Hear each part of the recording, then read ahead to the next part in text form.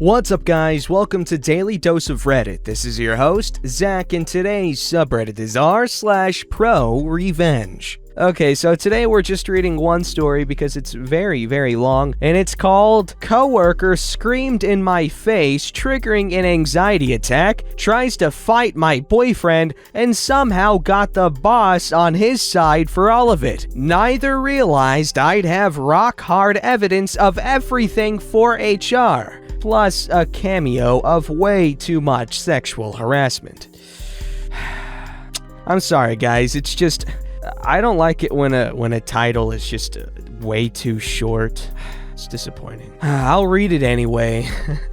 This story takes place a few years ago when I was working security for a baseball park. I wasn't one of the security guards checking bags or showing people seats though, game day security. My department was 24-hour security, handling mostly guarding restricted areas, watching cameras, keeping an eye out for the emergencies in the park. Both departments have their own boss, with one boss above them overseeing security in general. It was a really cool job, especially considering how beautiful the park was. When I would work night shifts, I'd usually be the only one walking around the park, and we had such beautiful views of the city, and even a river walk that was part of our patrol. Unfortunately, most of my coworkers were sexist middle-aged men. At the time of this story, I was 20 years old, 5'2", 112 pounds. I'd actually already quit once before for sexual harassment. A coworker would start random conversations with me and insist I should work with him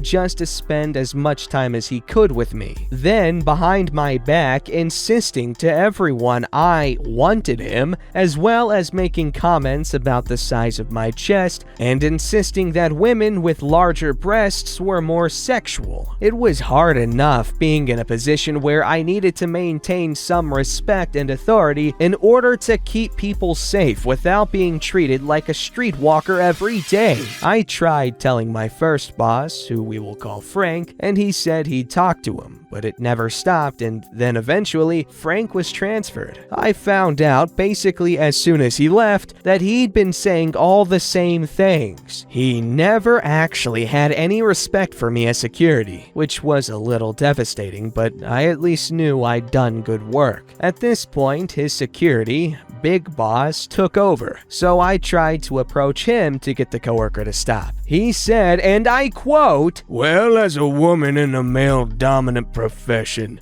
you really should expect this sort of thing." So I quit. However, Big Boss decided to go into early retirement later that year, and the coworker made a sexual comment to someone from HR by accident, so he ended up fired. When my second boss, who we will call Satan, for my amusement, took over for Frank, someone mentioned my name and what good work I'd done in the past, so he sent me an email, and I happened to be looking for a second job at the time, so I joined back up. Unfortunately, I began having issues with the new boss fairly quickly. There was no pretending to respect me. Satan started in Frank's position, but because Big Boss retired so soon after, he ended up getting the promotion easily. For a long time, there technically was no head of our department, as he was technically doing two jobs and was very rarely in the office. This meant he was very strict about everything, and getting anywhere required showing results. When I walked into my interview the first time I'd worked there, even though Frank immediately made comments like, "Oh, I didn't know you'd be so small," and "you sounded taller on the phone," he never made any indication it would impede my job, and I never let it, and always let me try a bit of every station. However, from the start, Satan mentioned he'd be having me mostly on table and office from then on, and even took me off night shifts. Frank instinct let me know from the start that smallest uniform sizes would be swimming on me, and he was right. The shirt went right to my knees, and I had to tuck it in. The pants had to be hemmed 5 inches, and I had to buy my own shoes and belt because the provided ones didn't fit. He was understanding of this, even when my small size meant the shoes I was wearing were a pair of all-black non-slip child sneakers because it was hard for me to find non-slip shoes in my size, and my belt was green because my waist was so small. The only belt I had that would fit was a fashion belt with holes along the entire length for one size fits all. Satan tried to make me wear shoes 2 sizes too big for me on the first day, insisting I needed to wear the uniform. He tried to make me wear the belt too, but my pants were literally falling off my body. There was just no way possible to use any belt in the building but my green one. Eventually, he had to just accept that I'd have to stay in the black shoes, but he insisted I needed to buy a sturdy black leather belt because it was part of the uniform. I'd already had to buy shoes for this job the first time I was hired, and considering the entire uniform was to be provided, I was a little sick of it and just told him I'd get to it when I had the money. Partway through the season, I'd done a bunch of office work above my station to prove myself to Satan, and gotten his permission to take over watching early entrance before the baseball games. This was an area of the park closed off to anyone without special privileges like season ticket holders or certain events and ticketiers. Even though my department had to send someone down to guard that area, scanning people's passes to make sure they could only get in if they were allowed, it was technically run by the game day security. This is where things get odd. To this day, I don't know why, but at one point, a game day security guard came over and told me they were opening the early access point to everyone in the park a half an hour early. Now, this wasn't actually uncommon, as just about any day with a small enough crowd, they'd open it up like that. The odd part of it is, it wasn't true. However, I had no idea of knowing that, and no reason to question it. I returned to the office and walked face first into a crap storm. Craphead, a random coworker of equal rank, was already ranting before I entered the room. I'm not one for confrontation and prefer to settle things as quickly and calmly as possible, so I wasn't actually triggered just yet, simply walking over to see what was wrong so we could sort this out. Now, when I got closer and he was suddenly in my face, meanwhile this man is more than 6 feet tall, yeah, anxiety started rising a bit. Who told you you could leave early access?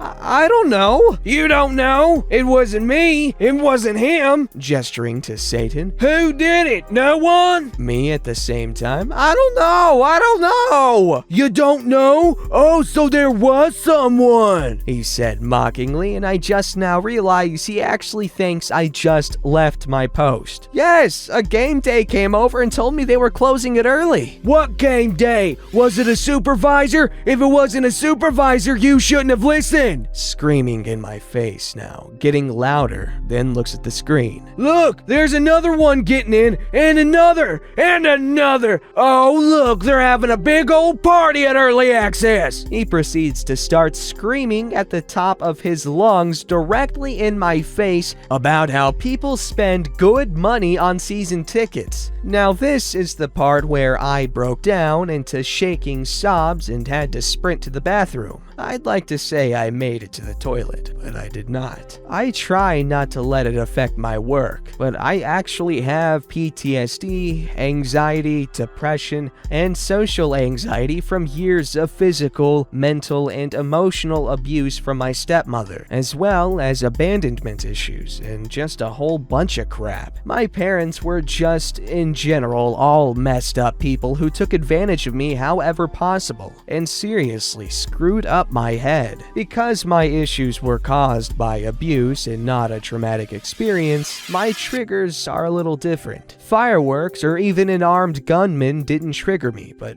I can't take someone screaming in my face. I was shaking and having trouble breathing, so I ended up calling boyfriend to take me home. Satan tried calling me back on my radio, saying something about not making a scene and security officers needing to maintain a level of composure. Meanwhile, the two other coworkers who had been in the room during what happened were texting me trying to make sure I was alright and just completely appalled at everything they had just witnessed and were still witnessing. The next day, I was scheduled to work a night shift with Craphead, meaning we'd be the only two people in the entire building all night. Before that, I wanted to make it very clear that him yelling at me was not okay, and that mistakes should be dealt with calmly and by my boss, not by an equal coworker screaming in my face. That said, I still had my size to consider and was afraid he wouldn't take me seriously. I asked my boyfriend if he could come in with me before my shift, but just to mediate if needed. We arrived 10 minutes early. When you first enter from the security door, it opens into a lobby. A window looks into the security office, and it is this window I approached to talk to Craphead. Boyfriend came in behind me, standing a few feet away. He wasn't anywhere near the window, and we never left the lobby. My shift hadn't started, and civilians were allowed in this area as it was actually where they would need to go if they needed something from the building at this time anyway. But here is how this went. Craphead looks up to see who walks in,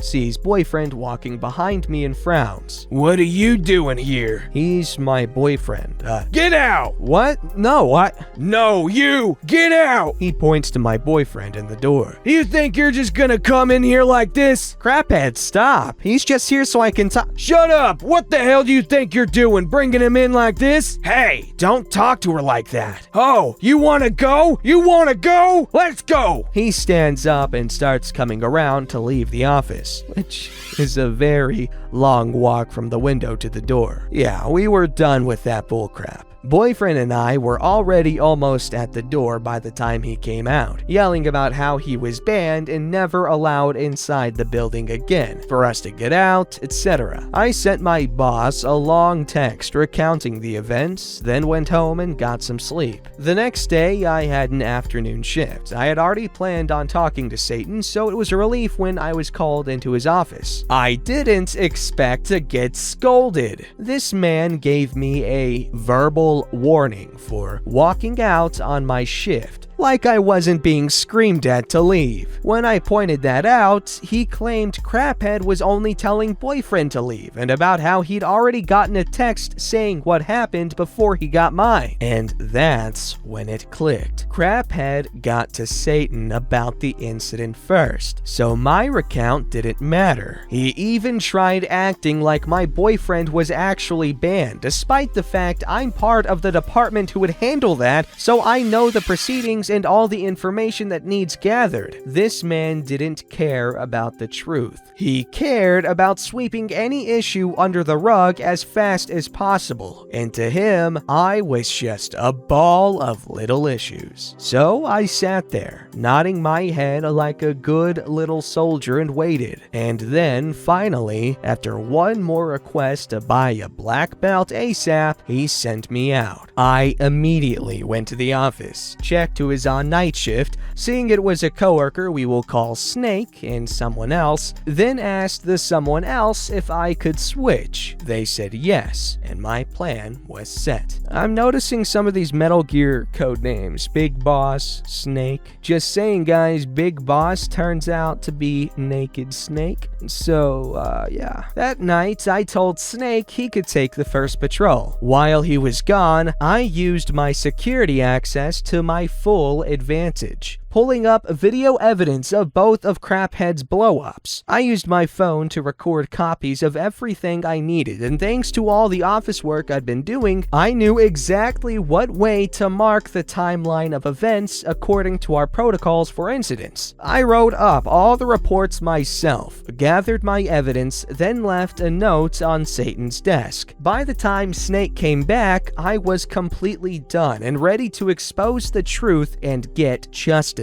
I went on my own first patrol, making sure to take plenty of pictures and video for myself to remember every inch of the park. Once again, I returned to the office and cycled with Snake, sending him on his patrol after we chatted for a minute. When he left, I noticed he's been using the office phone, which wasn't unusual or against the rules, but made me curious of a few things. When I went into the text messages from the previous night, sure enough, Craphead had contacted Satan from that phone. I was able to read exactly what had been sent and get a copy for HR. Finally, I checked a Facebook group chat Snake had left open. Now, while I wasn't in the habit of snooping on my coworkers, Snake was actually one of the few I'd considered a friend, and was the same person who told me Frank was secretly just as much of a sexual harasser claimed Snake was as well, and he left it open on the work phone. Upon reading it, I found out that not only was Snake just as bad as Frank and the guy who was fired, but he'd been in the group chat talking about all night with one of our other coworkers and our old boss about me, and what they'd like to do to me if they had me to themselves all night. I quickly took screenshots, even though it was his private Facebook. Because he was doing it on the work phone, I figured he'd still get in trouble. Sent them to myself, then deleted the evidence. I went on my last patrol that night, just enjoying a leisurely stroll around the park throughout the sunrise. When my shift ended, I left a big "I quit" in swirly writing on the whiteboard, then left. I stopped by HR to drop off the reports, having already sent the email with the videos, screenshots, and recount to people even above Satan. Satan tried acting to everyone like I was just a dramatic troublemaker and Craphead did nothing wrong. But less than a week later, Craphead was fired, along with Snake and the other coworker. I was apparently right about them still getting in trouble. With 4 people suddenly out of a department that was already understaffed, Satan started to struggle. To make matters worse, while he still had a few good workers, the ones that were gone were honestly of the best, even Craphead. He still has his job, but the main source of my grief got fired anyways. And I've heard enough of the struggles Satan's gone through to know it was revenge enough. Besides, I got a couple bonus revenges, and trust men less than ever. Well, that's not good. Well, it sucks that she was forced into a somewhat hostile work environment, but good thing she got out of it. OP, I hope you find success in the future, and you also find a lack of, sexism in the workplace, which is not a good place to have it. Not that it's good anywhere. Don't forget to like, subscribe, and hit that bell to never miss an episode.